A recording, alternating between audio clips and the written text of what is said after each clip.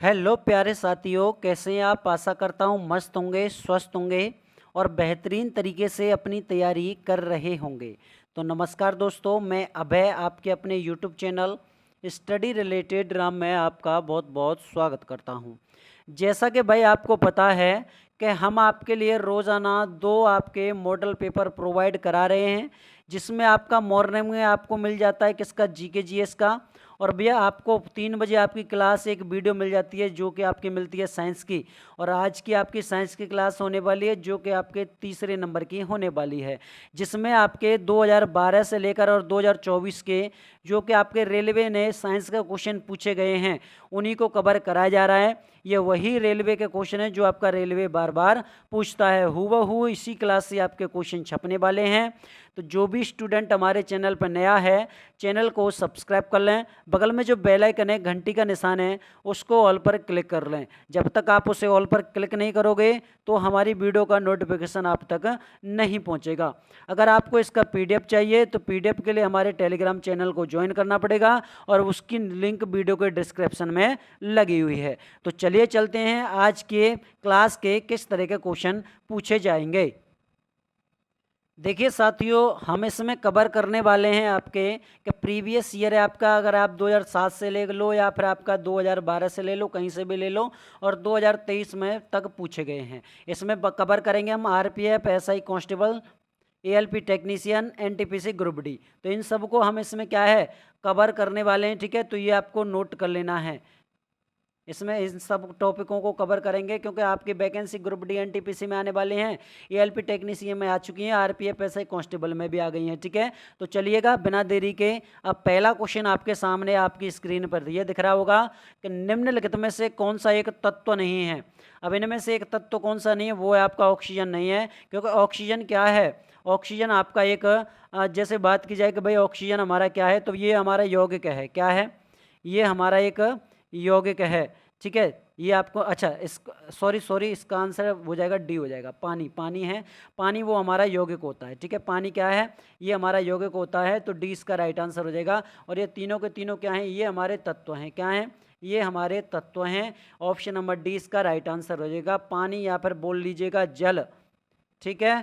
चलो अगला क्वेश्चन है कि निम्न में से आयनिक यौगिकों का एक गुण कौन सा है, इनमें से गुण कौन सा है, तो वो गुण हो जाएगा हमारा ऑप्शन नंबर सी, इनका गलनांक और क्वथनांक उच्च होता है। इनका गलनांक और क्वथनांक कैसा होता है, उच्च होता है, क्योंकि इनमें अंतर आणविक बल अधिक होता है। कैसा होता है, अधिक होता है भैया, इनमें अंतर आणविक बल, ठीक है, अधिक बल होता है इस वजह से। चलो अगले क्वेश्चन की तरफ बढ़ेंगे। अगला क्वेश्चन आपके सामने ये रहा कि 2 स्तर तरल पदार्थों मीथेन, एल्कोहल और आपका एसीटोन को अलग करने के लिए किस प्रक्रिया का प्रयोग किया जाता है। देखो ये नोट करना, जैसे बात की जाए इसमें जैसे खनिज तेल होते हैं आपके, क्या होते हैं, जो हमारे खनिज तेल होते हैं इनको नोट करो, जो खनिज तेल होते हैं। या फिर बात करें कच्चे तेल के बारे में, कच्चे तेल होते हैं, कच्चे तेल, तो कच्चे तेल को अलग करना। या फिर आपका शुद्ध शुद्ध डीजल है, आपका डीजल है, डीजल। बात करें पेट्रोलियम के बारे में, बात करें कि पेट्रोलियम है, ठीक है। बात की जाए मिट्टी का तेल हो जाएगा, मिट्टी का तेल हो जाएगा। और आपका एक कारतोल, वो का क्या है भैया, कोलतार, कोलतार है। तो ये सभी के सभी इसी प्रक्रिया द्वारा अलग किए जाते हैं। आंशिक आवेशन इस क्वेश्चन का राइट आंसर हो जाएगा, ऑप्शन नंबर ए इस क्वेश्चन का सही जवाब हो जाएगा। नेक्स्ट क्वेश्चन आपके सामने ये रहा, ओजोन में ऑक्सीजन के परमाणु होते हैं। ओजोन, अब ओजोन क्या होता है, ओजोन का सूत्र होता है आपका O3। अब भैया इसमें ऑक्सीजन के कितने हो गए, 3 हो गए, तो ऑप्शन नंबर क्या जाएगा, इसका बिल्कुल राइट आंसर हो जाएगा। अगर आपसे पूछा जाए वायुमंडल में कितना पाया जाता है ओजोन, ओजोन के बारे में बात करें कि वायुमंडल में ओजोन गैस कितनी पाई जाती है, तो 0.02% पाई जाती है, नामात्र के लिए पाई जाती है। अगला क्वेश्चन आपके सामने ये रहा, पादप हार्मोन नहीं है, पादप हार्मोन नहीं है, कौन सा नहीं है, तो वो हो जाएगा आपका एंड्रीलेलिन, ठीक है, ऑप्शन नंबर ए। देखो ये क्या होता है, ये आपके मनुष्यों में क्या है, मनुष्यों के जो अधिवृक्क होते हैं ना, अधिवृक्क ग्रंथि से निकलता है, और इसी को हम क्या कहते हैं, इसी कहते हैं हम लड़ो और भागो, लड़ो और भागो हार्मोन कहा जाता है। लड़ो और भागो हार्मोन इसी को कहते हैं, ठीक है। ये भी आपको नोट कर लेना है। अच्छा, जो आपके पादप होते हैं ना, पादप, पादप में आपके हार्मोन कौन कौन सा पाया जाता है? देखो, एक आपका ऑक्सीजन पाया जाता है। क्या पाया जाता है? एक तो आपका ऑक्सीजन पाया जाता है। यहीं पर आपका बात करेंगे क्या? जिब्रे के बारे में। क्या भैया? जो आपका जिब्रेलिन्स या लिन के बारे में, जिब्रेलिन के बारे में, ठीक है। और बात करें जैसे साइटोकाइनिन, साइटोकाइनिन, तो ये भी आपका पौधों में पाया जाता है। और एक और बात करें जैसे एथिलीन के बारे में, एथिलीन हो जाएगा। और आपका एफसी, क्या है भैया? एब्सिसिक अम्ल। तो ये सभी के सभी आपके पेड़ों में पाए जाते हैं, पादपों में पाए जाते हैं। अगला क्वेश्चन है, अनुवर्तन अधिकांशतः दर्शाता है। क्या दर्शाता है भैया? ये आपको बताना है। ये दर्शाता है आपका क्या? तो ये किसी पौधे का दिशात्मक विकास दर्शाता है।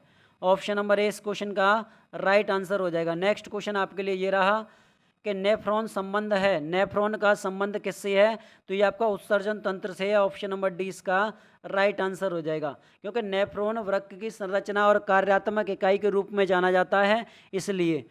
अगले क्वेश्चन की तरफ बढ़ेंगे। अगला क्वेश्चन आपके सामने, मानव में अमोनिया जो आपका एक जहरीला होता है यूरिया में बदल देता है, वो कौन बदलता है? तो वो बदलता है आपका लीवर।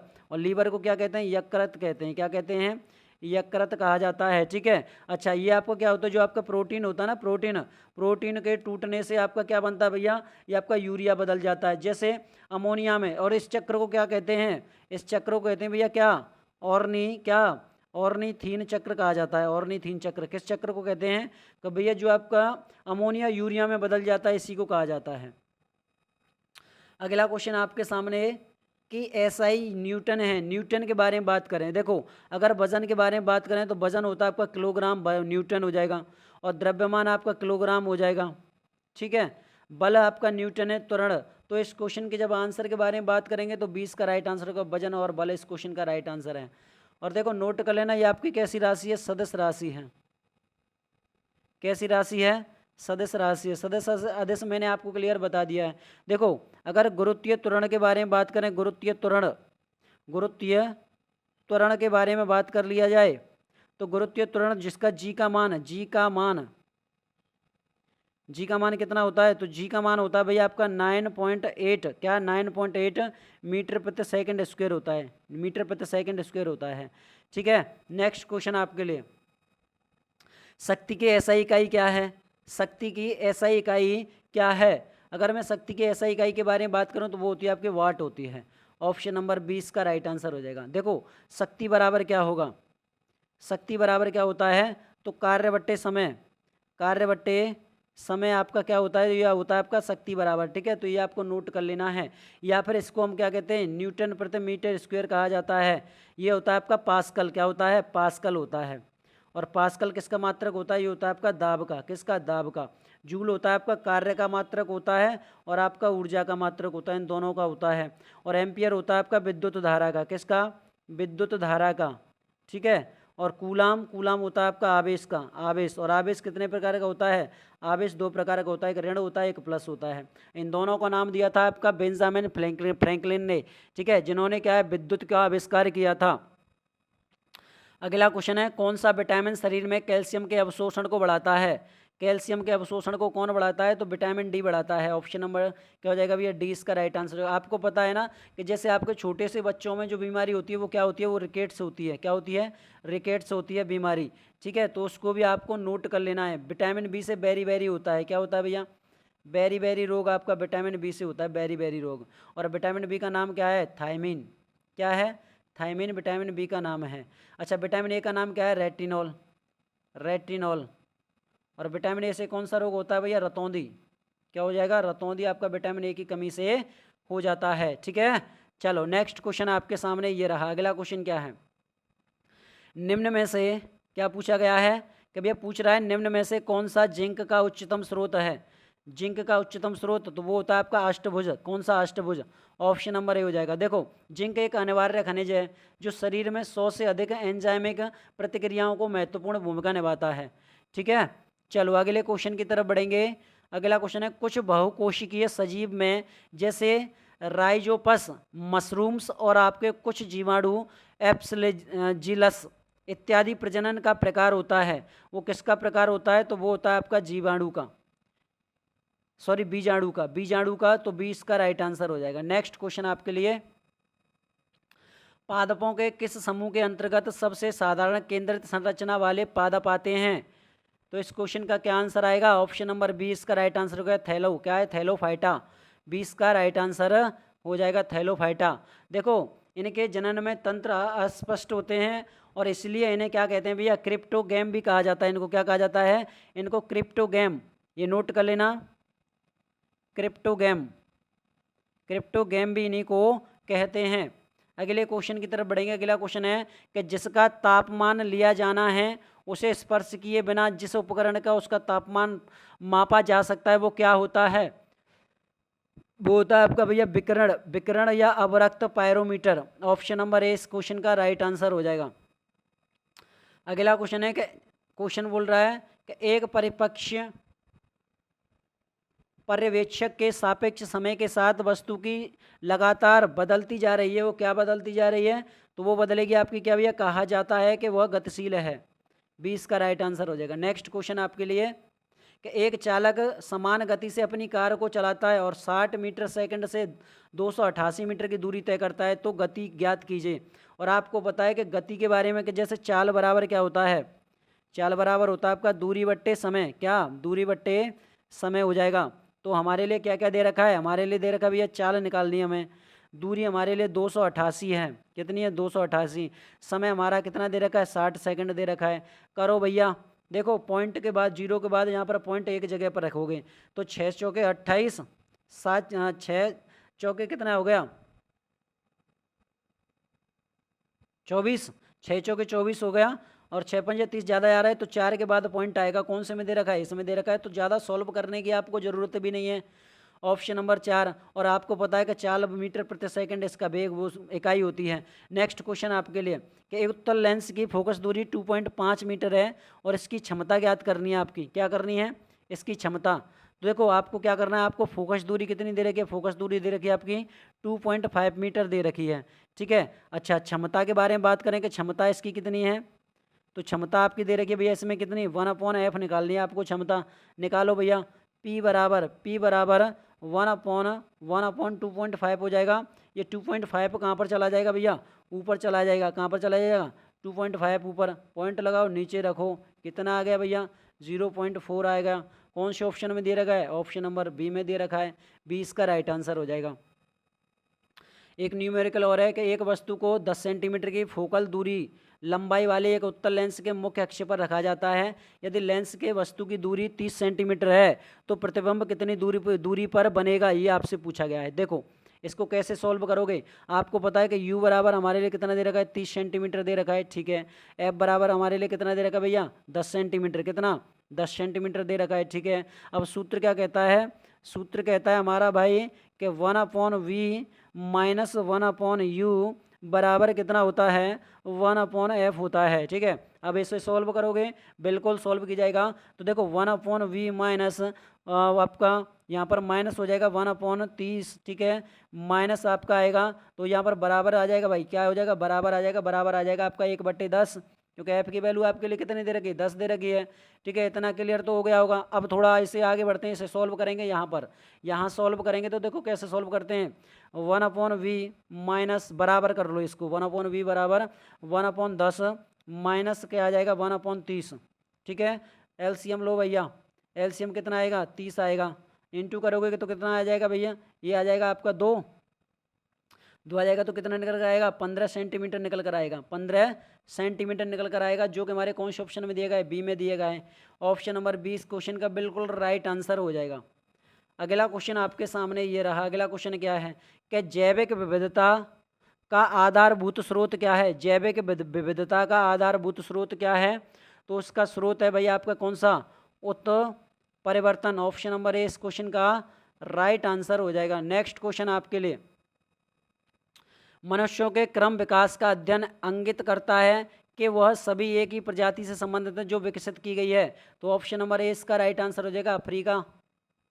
नेक्स्ट क्वेश्चन आपके लिए कि ध्वनि तरंग की विशेषता नहीं है। ध्वनि तरंग की क्या विशेषता नहीं है? देखो अब इसमें नोट कर लेना, जैसे ध्वनि तरंग की क्या क्या विशेषता होती हैं। एक तो हो जाएगी आपकी तरंग दैर्ध्य, इसकी तरंग दैर्ध्य। तो ये क्या है, मैं क्या बता रहा हूँ आपके लिए, मैं बता रहा हूँ आपकी विशेषताएं। एक हो जाएगी आपकी आयाम है, आयाम। एक हो जाएगी आपकी समय अवधि, समय अवधि। ठीक है, आगे बढ़ते हैं। इसमें आपका वेग और आपका कौन सा हो जाएगा, वेग या गति, वेग या गति। तो इसकी विशेषताएं होती हैं। और एक होती है आपकी आवृत्ति, आवृत्ति। अब देखो इसमें से विशेषता कौन सी नहीं है, तो भैया विशेषता नहीं है हमारी कौन सी, वो होती है आपकी निर्वात। ऑप्शन नंबर डी हो जाएगा, ऑप्शन नंबर डी हो जाएगा। ठीक है, चलो अगला क्वेश्चन है, कार्बोक्लासिक अम्ल के सोडियम या पोटेशियम लवण को भी कहा जाता है, क्या कहते हैं भाई, वो कहते हैं हम साबुन कहते हैं। ऑप्शन नंबर ए इसका राइट आंसर हो जाएगा। नेक्स्ट क्वेश्चन आपके लिए ये रहा, निम्नलिखित में से किसमें सर्वाधिक मात्रा में सिट्रिक अम्ल होता है, सिट्रिक या फिर आपका साइट्रिक अम्ल।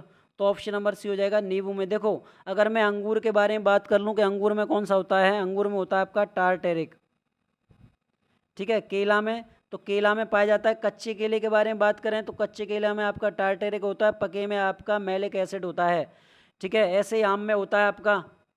ठीक है भाई, चलो आगे बढ़ते हैं अगले क्वेश्चन की तरफ। अगला क्वेश्चन है कि 10 किलोग्राम भार की एक साइकिल 20 मीटर प्रति सेकंड की गति से चलती है, तो साइकिल की गतिज ऊर्जा आपको पता है कि हमारे लिए m बराबर कितना दे रखा है, m बराबर हमारे लिए 10 दे रखा है। और भैया साइकिल के बारे में बात करें कि ये गति, गति क्या होती है, तो आपको पता है v बराबर, तो v बराबर हमारे लिए 20 दे रखा है। तो लगाओ भैया सूत्र 1/2 mv²। ठीक है, इधर आप सॉल्व करोगे तो कैसे करोगे, m की वैल्यू 1/2, m की वैल्यू 10, v की वैल्यू 20 है, तो इसका स्क्वायर हो जाएगा आपका 400 हो गया। यहाँ पर थोड़ा मैं सरल कर देता हूँ आपके लिए, ये 10, 2 को 10 से काटो भैया, 5 बार कट जाएगा, और ये हो जाएगा आपका 2000, कितना 2000, और जूल आएगा, किस में आएगा, जूल में। ऑप्शन नंबर डी में दे रखा है। ठीक है, चलो आगे बढ़ते हैं कि 40 किलोग्राम द्रव्यमान की एक वस्तु 5 मीटर सेकंड -1 के समान वेग से आगे बढ़ रही है, तो वस्तु की निहित गतिज ऊर्जा ज्ञात करनी है। क्या करनी है, निहित गतिज ऊर्जा। तो आपको कैसे करना है, आपको पता है कि हमसे पूछा गया है गतिज ऊर्जा। तो काइनेटिक एनर्जी के बारे में बात करें, काइनेटिक एनर्जी, तो काइनेटिक एनर्जी होती है आपकी 1/2 mv², मैंने अभी बताई थी आपको। ठीक है, 1/2 आपके लिए दे क्या क्या रखा है, पहले ये चेक करो। तो देखो m हमारे लिए कितना दे रखा है, m हमारे लिए 14 दे रखा है, 14 किलोग्राम। और v हमारे लिए कितना दे रखा है, तो भैया 5 मीटर सेकंड -1 दे रखा है, रख दो। m की वैल्यू 14 है, 5 की वैल्यू 5 × 5 ऐसे कर लो, या फिर स्क्वायर कर दो इसका सीधा का सीधा। तो 1/2 ये हो जाएगा आपका 14 × 25, क्योंकि 5 का × 5 से 25 हो जाएगा। ठीक है, इतना से क्लियर हो गया। चलो आगे बढ़ते हैं। अब जैसे इसको अब यहाँ पर सॉल्व करेंगे तो कैसे करोगे, देखो यहाँ पर आपका 2 से 14 काटो, कितनी बार गया, 7 बार, और 7 × 25 कर लो। अब कितना हो जाएगा, 175 आएगा, कितना आएगा, 175। और किस में आएगा, वो पूछ रहा है ऊर्जा, ऊर्जा का मात्रक जूल होता है, तो 175 डी इसका राइट आंसर हो जाएगा। चलो अगला क्वेश्चन आपके लिए, एवीज में शामिल होते हैं, एवीज में क्या शामिल होते हैं, एवीज में शामिल क्या होते हैं, तो एवीज में शामिल होते हैं आपके पक्षी, कौन, पक्षी शामिल होते हैं। और इनके त्वचा का कोमल पंखों का आवरण होता है, जिसे आवरण को क्या कहते हैं भैया, प्लमेज। ठीक है, तो ये भी नोट कर लेना है। नेक्स्ट क्वेश्चन आपके सामने ये रहा, अगला क्वेश्चन है, पक्षी वर्ग में होती है, पक्षी वर्ग में क्या होती है, तो पक्षी वर्ग में आपके पंखों के साथ शुष्क ग्रंथि विहीन त्वचा होती है। ऑप्शन नंबर 20 का राइट आंसर हो जाएगा। अगला क्वेश्चन है, निम्न में से कौन सा लचीला और कोमल है, तो लचीला और कोमल होता है आपका तांबा, तांबा होता है। और सबसे ज़्यादा लचीला कौन सा होता है और कोमल होता है, जैसे सोना, तन्य होता है सोना। इसके बाद में आपका चांदी आती है, क्या आती है, चांदी आती है। तीसरे में आपका एल्यूमिनियम आता है, कौन सा आता है, एल्यूमिनियम तीसरे नंबर पर आता है। और चौथे पर सबसे खराब होता है आपका कॉपर। ठीक है, अगला क्वेश्चन है, तांबे सल्फेट के विलयन में जस्ता मिलाए जाने पर विस्थापन होता है। इस क्वेश्चन का आंसर भाई हमें कमेंट बॉक्स में बता देना कि इस क्वेश्चन का आंसर आपका क्या हो जाएगा। आज की वीडियो आपको कैसी लगी, कमेंट बॉक्स में आप अपना फीडबैक, क्या फीडबैक आप ज़रूर दिया कीजिएगा कि वीडियो कैसी लगी है। ठीक है, अगर आपको इसका PDF चाहिए तो PDF मिलेगा हमारा कहाँ पर, टेलीग्राम चैनल पर। और टेलीग्राम चैनल की लिंक वीडियो के डिस्क्रिप्शन में लगी हुई है, तो वहाँ पर इसे डाउनलोड कर लेना, ठीक है। मिलते हैं भाई नेक्स्ट वीडियो में, तब तक के लिए जय हिंद दोस्तों, जय भारत।